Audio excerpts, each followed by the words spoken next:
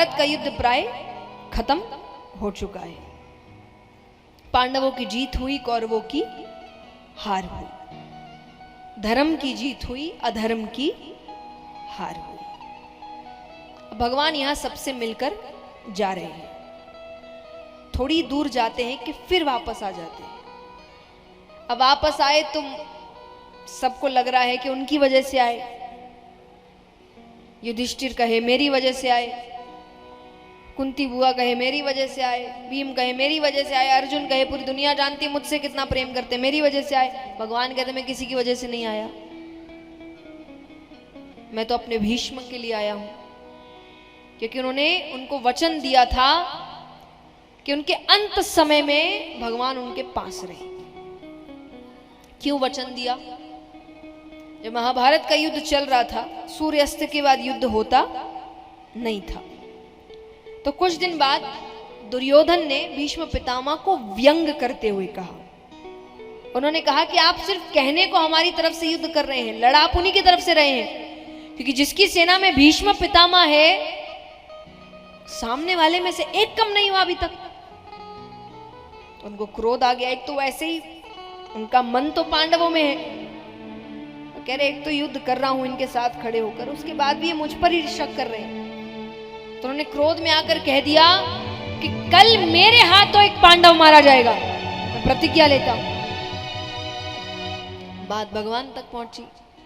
भगवान के तो गलत हो गया, क्योंकि अगर भीष्म पितामह ने प्रतिज्ञा ली है वो तो उसको पूरा करके रहेंगे। तो भगवान अपना कार्य शुरू करते हैं। देखिए भगवान ने पूरी महाभारत में क्या किया, बताओ क्या किया?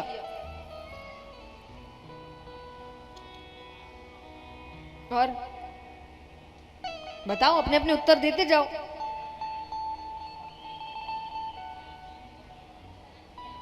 नहीं, वो तो हरि अवतार में दिया। राजनीति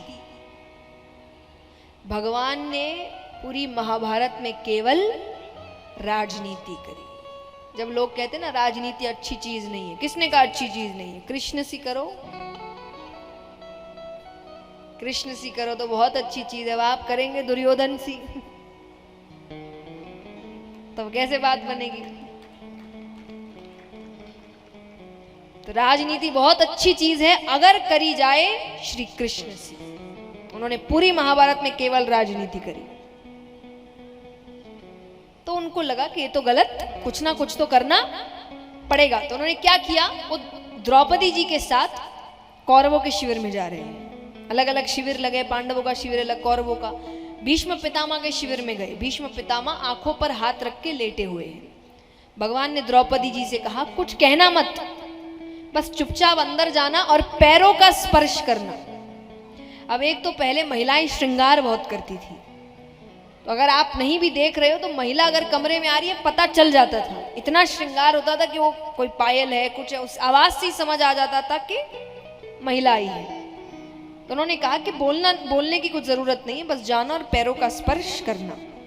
अब शिविर कौरवों का है, तो अगर कोई महिला भी उनको लगेगा आई है तो उनको क्या लगेगा, कौरवों में से किसी की पत्नी आई है। तो द्रौपदी जी गई और सीधा पैरों का स्पर्श किया। स्पर्श करते ही भीष्म पितामह कहते हैं अखंड सौभाग्यवती भव।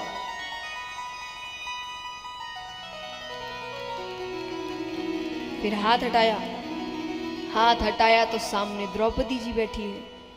समझ गए किसका किया धरा है। अपने शिविर से बाहर निकलते हैं तो भगवान मुस्कुरा रहे हैं। भगवान कहते हैं अब बताइए प्रतिज्ञा बड़ी कि आशीर्वाद बढ़ा? भीष्म पितामह ने कहा प्रतिज्ञा तब बड़ी जब मैं जीवित रहूंगा। इतना किया है तो एक काम और करना, कल अर्जुन से कहना शिखंडी को सामने रखकर मुझ पर बाण चला दे। मुझे पता है मैं गलत के साथ हूं। तब भगवान कहते हैं ठीक है, लेकिन तब उन्होंने कहा कि मेरी एक इच्छा पूरी करोगे? बोले कौन सी इच्छा? बोले मेरे अंत समय में तुम मेरे पास रहो। तब भगवान ने उनको वचन दिया था। तो भगवान को वचन याद आता है तो वापस आते हैं भीष्म पितामह के पास जाते, भीष्म पितामह से पूछते उनकी आखिरी इच्छा क्या है। उन्होंने कहा मुझे आपके विराट रूप के दर्शन करने, जो भगवान ने अर्जुन को रूप दिखाया। तो भगवान अपने विराट रूप में आते हैं और उसी को देखते देखते भीष्म पितामह की मृत्यु हो जाती है और उनकी आत्मा भगवान में लीन हो जाती है।